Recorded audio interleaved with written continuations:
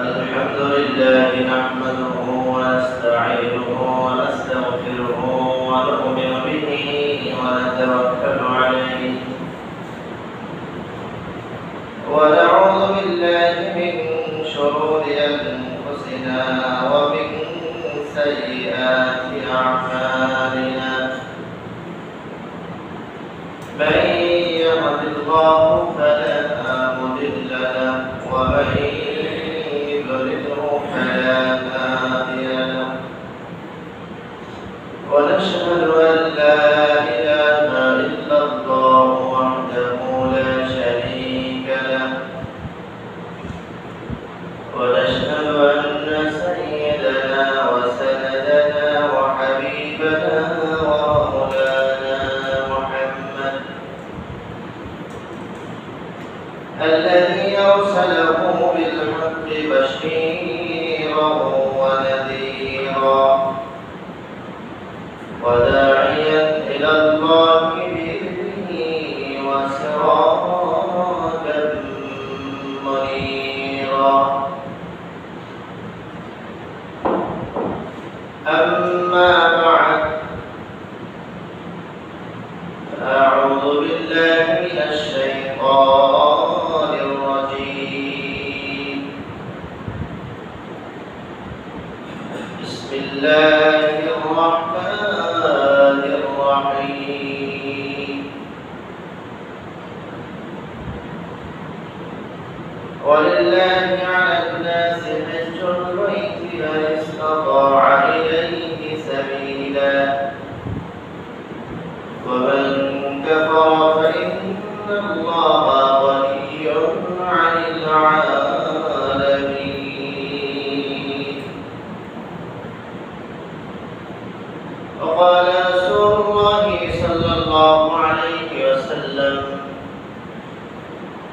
من حج لله فلم يرفث ولم يفسق رجع كيوم ولدت أمه أو كما قال عليه الصلاة والتسليم إن الله وملائكته يصلون على النبي يا أيها الذين آمنوا صلوا عليه وسلموا تسليما اللهم صل على محمد وعلى آل محمد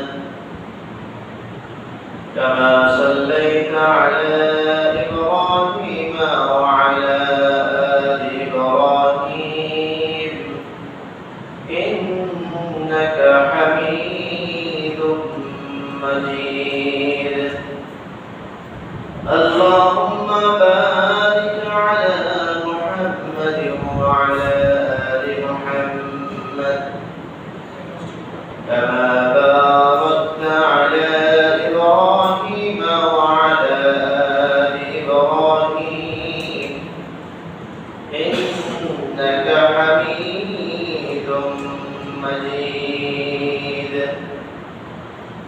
بلغ العلا بكماله كشف الدجى بجماله حسنت جميع خصاله صلوا عليه وآله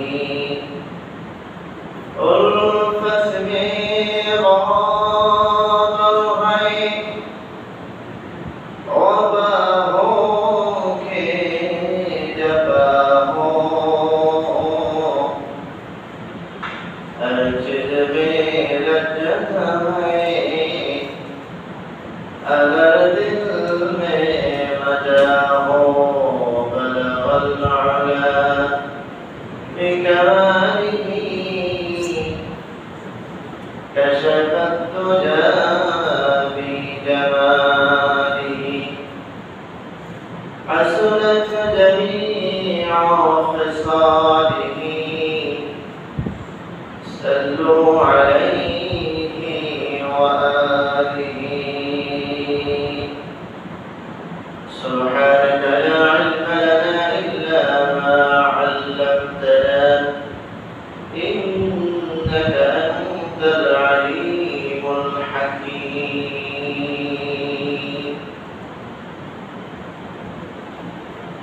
لله الله سبحانه وتعالى পবিত্র মাহে শাওয়ালের দ্বিতীয় জুমায় দুনিয়ার সব পাপ থেকে ফারিগ হয়ে সব ঝামেলা থেকে মুক্ত হয়ে দুনিয়ার সব দেশ থেকে আলাদা হয়ে আল্লাহ তাআলার ঘরে আসার তৌফিক আল্লাহ তাআলাই দান করেছেন। এই জন্য মন থেকে জবান করে বলে আলহামদুলিল্লাহ।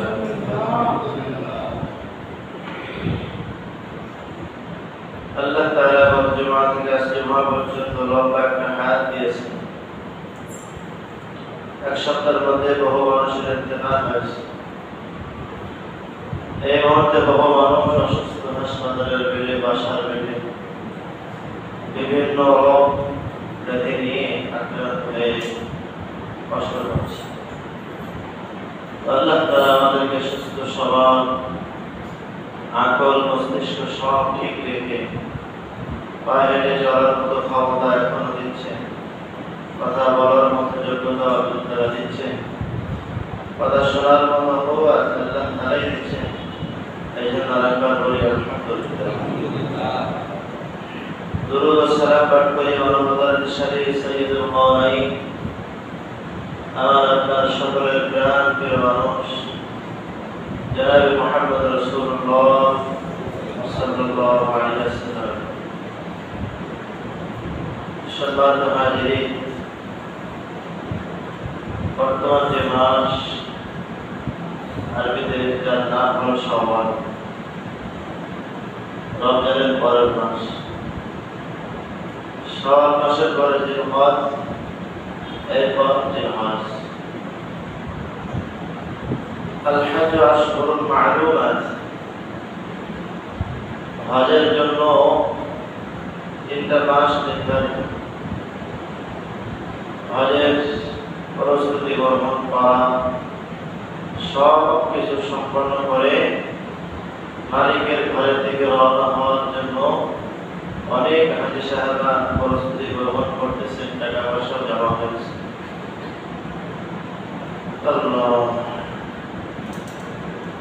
শাওয়াল, জিলহজ, জিলহজ এই 3টা মাস বড় দামি মাস রমজানের পরে। আল্লাহ তাআলা জিলহজ মাসে একটা ফরজ বিধান হজ, কোরআনের মধ্যে বহু জায়গার মধ্যে হজের ফাজাইল বর্ণনা হয়েছে, হুকুম আহকাম বর্ণনা হয়েছে। সূরা হজ নামে একটি সূরাও নাযিল হয়েছে।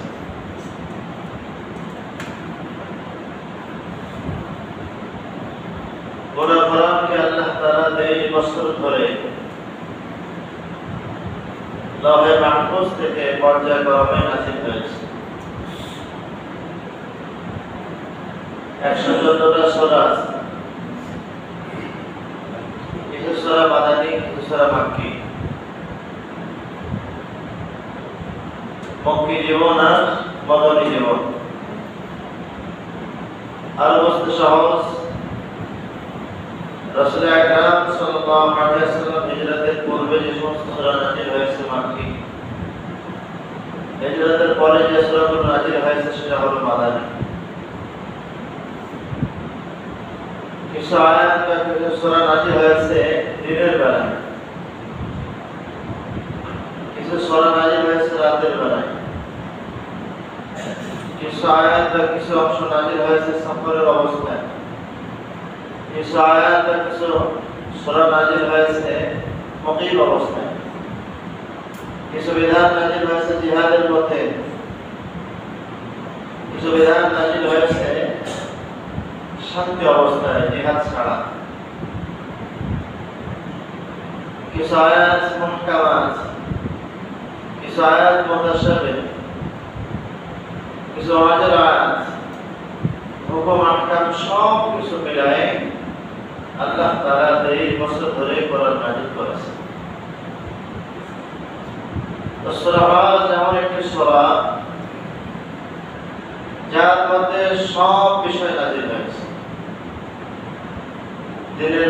হয়েছে, রাতে হয়েছে, সফরের অবস্থায় হয়েছে,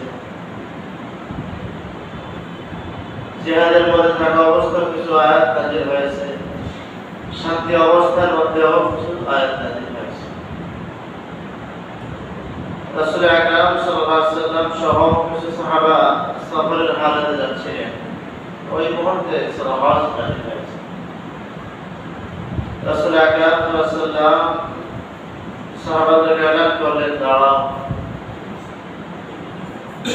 সব সাহাবারা সাথে সাথে দাঁড়িয়ে গেলেন। রাসূল আকরাম সাল্লাল্লাহু আলাইহি ওয়াসাল্লাম সূরা হজের শুরুতে কিছু আয়াত তেলাওয়াত করলেন, সাহাবাদেরকে শোনালেন।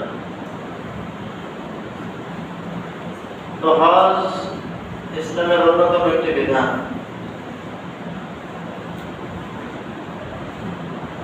وَلِلَّهِ عَلَى النَّاسِ حِجُّ الْبَيْتِ مَنِ اسْتَطَاعَ إِلَيْهِ سَبِيلًا। বান্দার উপরে আল্লাহ তাআলার হক রয়েছে। বান্দা সমর্থবান হলে, সম্পদশালী হলে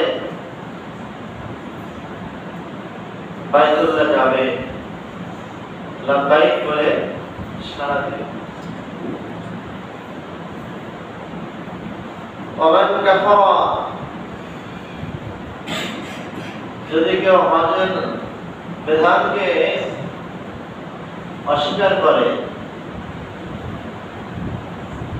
যে হজ কেন ফরজ হলো, এত কষ্ট, এটা তো মানা যায় না, এত টাকা পয়সা খরচ হয়, নিজেকেও কষ্টের মধ্যে থাকতে হয়, এরকম ভাবে যদি কেউ অস্বীকার করে তো সে ঈমান হারা হয়ে যাবে, আল্লাহ তাআলার কোনো ক্ষতি হবে না। ومن كفر فإن الله غني عن العالمين। আল্লাহ তাআলা বলেন, যদি তোমরা কেউ হজ অস্বীকার করো, না পছন্দ করো, তো আমি আল্লাহ তাআলা আমার কোনো বিন্দু মাত্র ক্ষতি হবে না। আমরা সারা পৃথিবীর সব মানুষ যদি আল্লাহ তাআলাকে অস্বীকার করি, আল্লাহ তাআলা বিন্দু মাত্র ক্ষতি হবে না। আর সারা বিশ্বের সব মানুষ যদি আল্লাহ তাআলাকে যথাযথভাবে ইবাদত বন্দেগী সহ সব কথা মান্য করে চলে, আল্লাহ তাআলার অনুপরিমাণ কিন্তু লাভ নেই। লাভ, লোকসান, ক্ষতি সব আমাদের। বর্তমান সময়ে প্রচন্ড গরম, সব জায়গার মানুষ অতিষ্ঠ হয়ে গেছে, বরদাস্ত করার মতো না। অনেক জায়গায় প্রচন্ড বৃষ্টি হচ্ছে, যেখানেও মানুষ বসবাস করতে পারে না, ক্ষতি হচ্ছে। আমাদের প্রত্যেকের জানা আছে, সৌদি সহ দুবাই, বিভিন্ন আবুধাবিতে এখানে বৃষ্টির মৌসুমে বৃষ্টি হয় না। তো তারা যখন সীমা লঙ্ঘন করেছে, আল্লাহ তাআলার সঙ্গে যখন তাদের টক্কর দেওয়া শুরু করেছে, তারা কিন্তু বৃষ্টি নাজিল করত। আকাশে যখন মেঘ হতো, তখন তারা বিভিন্ন ভাবে পানি ছড়াত আর বলতো যে আমরাই বৃষ্টি দিচ্ছি। আল্লাহ তাআলা তাদের জবাব দিয়েছেন, মাত্র 3 ঘন্টা বৃষ্টিতে সব ফসল হয়ে গেছে। আল্লাহ তাআলার সঙ্গে টক্কর চলে না, বাহাদুরি চলে না। 3 ঘন্টার জায়গায় 3 দিন হলে, 3 সপ্তাহ হলে কি হতো? এই জন্য আল্লাহ তাআলার সাথে কোন সময়ের জন্য নাফরমানি না করা।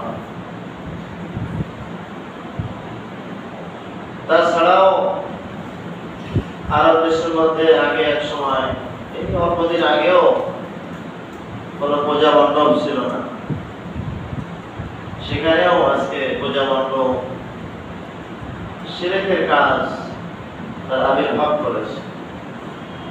দুবাইও প্রচুর পরিমাণে পূজা মণ্ডপ নির্মাণ করেছে তারা। নির্মাণ করে উৎপাদনের সাথে সাথে আল্লাহ তাআলার গজব শুরু হয়েছে, যেটাকে আমাদের মনে যেদিকে আমরা তাকিয়ে থাকি, সারা বিশ্বের মুসলমান তাকায়, সেখানে যদি শিরিক ভরে যায় তো গজব তো আসবেই। বুখারী শরীফ, মুসলিম শরীফ সব হাদিসের কিতাবের মধ্যে আসছে এই তীব্র গরম কেন, এত গরম যে মানুষ সহ্য করতে পারে না। এই গরম হলো জাহান্নামের এক কিঞ্চিত নমুনা।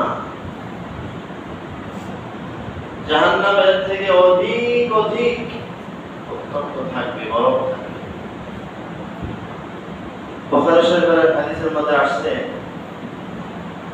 জাহান্নাম নিজে আল্লাহ তাআলার কাছে অভিযোগ করে, আল্লাহ এত গরম, আমার এক সাইড আর এক সাইডকে তো ঝলসে দিল, জ্বালিয়ে দিচ্ছি, এত গরম। যখন গরমের মৌসুম আসে আল্লাহ তাআলা তখন জাহান্নামকে হুকুম করে সামান্য পরিমাণ নিঃশ্বাস নিতে পারো, শ্বাস বের করতে পারো, কিঞ্চিত পরিমাণ গরমের মৌসুমে জাহান্নাম শ্বাস প্রশ্বাস ছাড়ে। আর আমাদের দেশে তো গাছপালা ভরা, অনেক ঘনবসতি, অনেক ঘরের মধ্যে রোদ লাগে না, গরমের তাপ যায় না। মরুভূমি অঞ্চলে সেখানে এসি ছাড়া রাস্তার মধ্যেও এসি, মার্কেটের মধ্যে, ঘরের মধ্যে, সব জায়গার মধ্যে এসি। তো এই অত্যন্ত গরম হওয়ার কারণ হলো জাহান্নাম সামান্য পরিমাণ শ্বাস দুনিয়ার মধ্যে শ্বাস, এই জন্য গরম কিঞ্চিত। এত গরম যে জাহান্নামের এক পাশ আর এক পাশকে বলে যে আল্লাহ এত গরম, আমি তো ঝলসে গেলাম, আমি তো পরে সার্কার হয়ে যাচ্ছি আগুনের মধ্যে।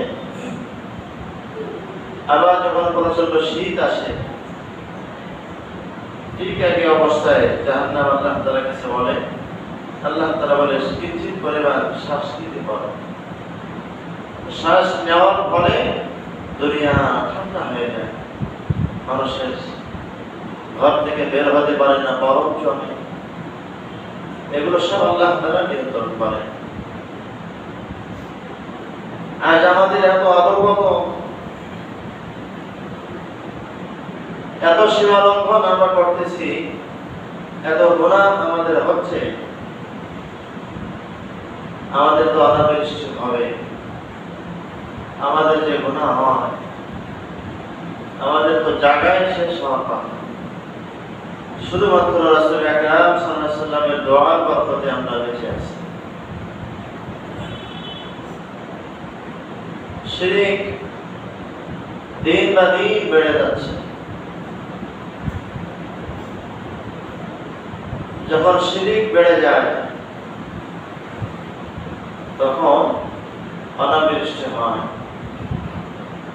যে মৌসুমে যা হওয়ার কথা সেটা হয় না, গাছের ফলন কমে যায়, দুনিয়া থেকে নিয়ামত উঠায় নেওয়া হয়। অনাবৃষ্টির জন্য, প্রচন্ড গরমের জন্য অনেক জায়গার মধ্যে দোয়ার ইন্তজাম হচ্ছে, নামাজ পড়ার ব্যবস্থাপনা করা হচ্ছে, অনুমতি হচ্ছে। তার গজব তো আসবেই। এই জন্য মুসলমানদেরকে সজাগ হওয়া, আমাদেরকে খুব সতর্ক হওয়া, গুনাহ থেকে বেঁচে থাকা। গুনাহের অনেক ক্ষতি। প্রথম ক্ষতি হলো আল্লাহ তাআলার লানত চলে আসে। এই জন্য গুনাহ থেকে বেঁচে থাকা। আল্লাহ তাআলা বহুভাবে পরীক্ষা সম্মুখীন আমাদের করবে। আমাদের যে কোটি কোটি গুণ দামি মানুষ ছিলেন সাহাবা, তার থেকে আরো দামি নবী নবী করিম সাল্লাল্লাহু আলাইহি ওয়াসাল্লাম সবাইকে পরীক্ষার সম্মুখীন হয়েছেন। এর মধ্যে অন্যতম পরীক্ষার সম্মুখীন হয়েছিলেন ইব্রাহিম আলাইহিস সালাম। وَإِذِ ابْتَلَى إِبْرَاهِيمَ رَبُّهُ فَأَتَمَّهُنَّ قَالَ إِنِّي جَاعِلُكَ لِلنَّاسِ إِمَامًا। ইব্রাহিম আলাইহিস সালামের যে পরীক্ষা ছিল সব অনেক বড় বড় পরীক্ষা। তার জন্মের সূচনাই পরীক্ষা। মুশরিকের ঘরে জন্ম হয়েছে। বাপ ছিলেন মূর্তি পূজারক। সেই ঘরে ইব্রাহিম আলাইহিস সালামের জন্ম হয়েছে। তো একদম শৈশবকাল থেকে ইব্রাহিম আলাইহিস সালামের পরীক্ষা শুরু হয়েছিল। ইব্রাহিম আলাইহিস সালামকে আল্লাহ তাআলা শৈশবেই পরীক্ষা নিয়ে তিনি ছোটবেলা থেকে রব খুঁজতেছিলেন। আমরা জানি রবের তালাশ করছিলেন যে আমার সৃষ্টিকর্তা পালনেওয়ালা কে। কারণ আমাদের সমাজ আমরা নিজ হাতে অনেক সময় এই যে হিন্দুরা পূজা করে নিজ হাতে তাদের দেব দেবীকে বানায়। তো উচিত হলো সেই দেব দেবীর প্রভু তারা হবে যারা নাকি বানানো, কিন্তু উল্টা হয় তারা তাকে রব বলে মেনে তার কাছেই তারা সাহায্য চায়, অনেক কিছু চায়। শিরক। ইব্রাহিম আলাইহিস সালাম একদম শৈশবকাল থেকে তিনি পরীক্ষার সম্মুখীন, রব খুঁজতেছিলেন। একটু যখন বয়স হয়ে গেল যে আমার রব কে, কে আমাকে পালে, আমার খাদ্য দিয়ে দেয়।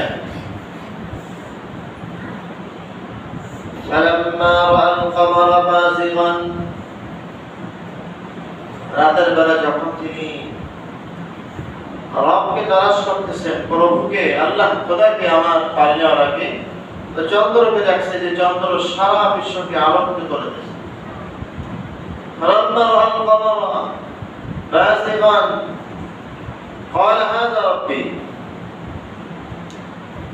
চন্দ্রকে দেখে যখন চন্দ্র আবার চলে গেছেন, বললেন যে না, চন্দ্র আমার রব হতে পারে না, রব হলে আবার চলে যাব কেন? এভাবে তারকাকে দেখছে, সূর্যকে দেখছে, সব কিছু দেখে বলে যে এগুলো তো আমার রব হতে পারে না। এমনি বাড়ি ও মেম্মা শিখব। ছোট্টবেলা থেকে শিরক থেকে তিনি আলাদা ছিলেন, মুশরিকদের অনুসারী ছিলেন না। এই জন্য আল্লাহ তাআলা বলে, আমি তোমাকে জাতির কর্ণধার, জাতির শ্রেষ্ঠ রাহবার তোমাকে আমি বানাবো। ইন্নী জাইলুকা লিন-নাসি ইমামা। পুরা জাতির রাহবার, জাতির পিতা ইব্রাহিম আলাইহিস সালামকে আল্লাহ তাআলা বানানোর জন্য অনেক পরীক্ষার সম্মুখীন করেছিলেন। ওয়াইদ ইবতালা ইব্রাহিম রাব্বুহু বিকালিমাতিন ফাআতাম্মাহুন্না। এজন্য আমাদেরও পরীক্ষার সম্মুখীন হতে হয় সামান্য সামান্য। মহা পরীক্ষা আসলে আমাদের সামান্য পরীক্ষা আসে তাই ঈমান থাকে না, আমল শেষ হয়ে যায়। আল্লাহ। ইব্রাহিম আলাইহিস সালাম যে হজের মাস চলতেছে, যে হজের প্রথম এলান আল্লাহ তাআলা বলেছিলেন যে হজের ঘোষণা করো, এলান করো। ইব্রাহিম আলাইহিস সালাম বলেন, আল্লাহ মরুভূমিহীন এলাকা, জনমানবহীন এলাকা, কে আসবে এখানে হজ করতে? কে আসবে? আল্লাহ তাআলা বলেন, তোমার কাজ ঘোষণা করো, আমি আওয়াজ সারা বিশ্বের মধ্যে ছড়াই দিব। ইব্রাহিম আলাইহিস সালাম পাহাড়ে উঠে ঘোষণা করেছেন, হে লোক সকল, তোমাদের উপরে হজ ফরজ হয়েছে। পায়ে হেঁটে সওয়ারি হয়ে তোমরা বাইতুল্লাহকে জিয়ারত করার জন্য আসো। এই আওয়াজ আল্লাহ তাআলার কুদরতি ভাবে সারা জায়গার মধ্যে ছড়াইছে। রূহ জগতের মধ্যে আওয়াজ, গুনগুন আওয়াজ হয়েছে। এই আওয়াজ শুনে যারা লাব্বাইক লাব্বাইক করে সাড়া দিয়েছেন তারাই হজ করবে। যার রূহ যতবার লাব্বাইক করে সাড়া দিয়েছেন তারা ততবার হজের মধ্যে চলে যান। এই জন্য আমরাও চেষ্টা করি, দোয়া করি আল্লাহ তাআলা যেন আমাদের যাদের যাওয়ার ব্যবস্থা হয় নাই আল্লাহ তাআলা যেন যাওয়ার ব্যবস্থা করে দিতে পারেন, আমিন। হজে যাওয়ার জন্য অনেক সম্পদ থাকে না। হজের শাব্দিক অর্থ হলো ইচ্ছা। আল হজ, আল কসদ, আল ইরাদা। হজের শাব্দিক অর্থ হলো ইচ্ছা করা। আগে ইচ্ছা করতে হবে, তা নাহলে ইচ্ছা পূরণ হবে না। পরিভাষায় হজ বলা হয় সুনির্দিষ্ট দিনের মধ্যে সুনির্দিষ্ট আহকামাত পালন করার নাম হলো হজ। যখন তখন না, যখন তখন হলো উমরা। হজ সুনির্দিষ্ট দিন আছে, সময় আছে, কিছু আহকামাত সেগুলো হজের সময় ওই নির্দিষ্ট সময়ের মধ্যেই আদায় করতে হয়। রাসূল আকরাম সাল্লাল্লাহু আলাইহি ওয়াসাল্লাম হাদিসের মধ্যে বলেন, মান হাজ্জা লিল্লাহি ফালাম ইয়ারফুস ওয়ালাম ইয়াফসুক রাজা'a কায়াউমিন ওয়ালাদাত উম্মাহ। যারা হজ করবে আল্লাহ তাআলাকে রাজি খুশি করার জন্য, যে হজের মধ্যে কোনো অশ্লীল কাজ হবে না, কোনো লৌকিকতা হবে না, মানুষ দেখানো না, কোনো গুনাহের কাজ হবে না। রাজা'a ইয়াউমিন কাওয়ালাদাত উম্মাহ। এরকম যদি আল্লাহ তাআলাকে রাজি খুশি করার জন্য কেউ হজ করে বাসায় ফিরে, রাসূল আকরাম সাল্লাল্লাহু আলাইহি ওয়াসাল্লাম বলেন কাওয়ালাদাত উম্মাহ, সে কেমন যেন আজকেই তার মায়ের পেট থেকে দুনিয়ার মধ্যে প্রবিষ্ট হয়েছে। মানে হজে গেলে সব গুনাহ মাফ হয়ে যায়। এজন্য হজ ফরজ হয়েছে। রাসূল আকরাম সাল্লাল্লাহু আলাইহি ওয়াসাল্লাম বলেন, তোমরা হজের বিধান আমার কাছ থেকে শিখো, আমার কাছ থেকে জেনে নাও, আগামী বছর আমি তোমাদের মাঝে নাও করতে পারি। মানে আল্লাহ রাসূলকে জানানো হয়েছিল যে আপনি আগামী বছর আর হজ করতে পারবেন না। জীবনে একবারই তিনি হজ করেছেন আর 4 বার উমরা করেছেন। একবার হজ করলে ফরজিয়াত আদায় হবে, একাধিকবার করলে নফল হবে।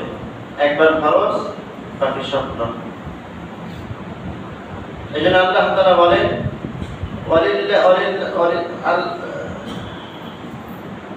ওয়ালিল্লাহি আলান নাসি হজ্জুল বাইতি মান ইসতাতা'a ইলাইহি সাবিলা। আল্লাহ তাআলার হক হলো বাইতুল্লাহর কাছে যাওয়া। আল্লাহ তাআলার হক হলো খানায় কাবা জিয়ারত করা। হজ কার উপরে ফরজ? 30 দিন বা 40 দিন, এখন আর কম সময়। সংসারের খরচ রেখে মক্কা মদিনা খানায় কাবা পর্যন্ত যাওয়া আসার খরচ যার কাছে থাকবে তার উপরে হজ খরচ। আমাদের সমাজের মধ্যে বহু মানুষের উপর হজ খরচ। অনেকের ক্যাশ টাকা না, অনেকে বলে যে আমার কাছে কোনো টাকা নেই। টাকা তো কাছেই থাকে না, টাকা থাকে ব্যাংকে। বলে আমার কাছে টাকা নেই। আসলে তো কাছে থাকার অর্থ মানে যে আমার কোনো টাকা নাই তা না, টাকা তো আমার আছে ব্যাংকে। আমাদের অনেকে হয়তো 10 বিঘা, 20 বিঘা, 15 বিঘা জমি আছে। সব জমির ফসল আমার সংসারে লাগে না। হয়তো 2 বিঘা, 5 বিঘা জমির ফসল হলে আমার সংসারে চলে যায়। আরো যে 2 বিঘা, 3 বিঘা, 1 বিঘা জমি থাকে যার ফসল আমার লাগে না, ওটা বিক্রি করে হজ করা।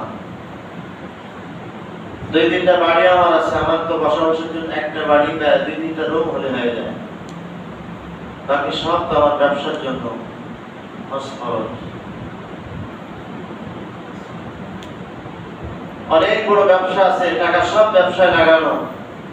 আপনার তো বড় ব্যবসা শর্ত না, দুনিয়ার মধ্যে চলতে গেলে যতটুকু লাগে অতটুকু। এরপরে 2 বিঘা 3 বিঘা, অনেক সময় শহরের জমি তো 1 কাঠা বিক্রয় করলে 2-3 বার হজ করা যায়।